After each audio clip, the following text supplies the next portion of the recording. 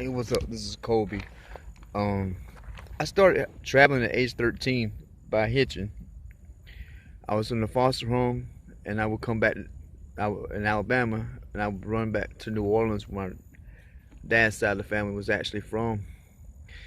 And that's my first interaction with train kids was in 1998. I was young. I was 13 years old. I didn't know how to survive on the streets. I didn't know how to pretty much hustle. I didn't know what Spange was. Didn't know nothing. And a lot of times I would sit there, being so young, and just stay in Jackson Square and go hungry, or go to a bum feed or something. I was pretty much a young kid. I don't consider myself a home bum because I really wasn't old enough to actually have a choice in the matter. But some train kids actually befriended me and taught me how to spange in 1998. But instead of hopping out, we went to Longview, Texas, hitching the roads.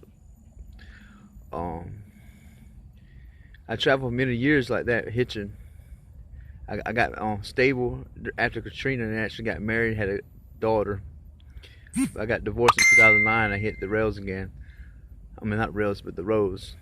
But unfortunately, I kind of went to a vacation for a little while and started traveling again back in 2012, 2013.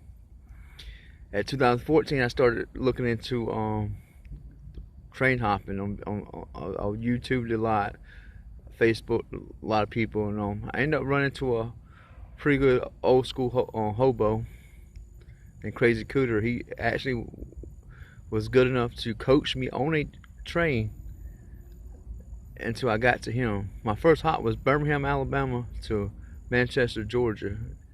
From Manchester, Georgia, I went to Waycross, Georgia. From Waycross, Georgia, I went to Charleston, South Carolina. From Charleston, I went to Florence. It was funny because I learned about the trains dropping cars in Charleston, because I got left on Goose Creek, South Carolina, and had to hitch the rest of the way to Florence. That's when I met up with Crazy Cooter, and for several weeks I traveled with him. Went to Pennsylvania, to Ohio, a lot of places, and he taught me a lot in that short period of time also.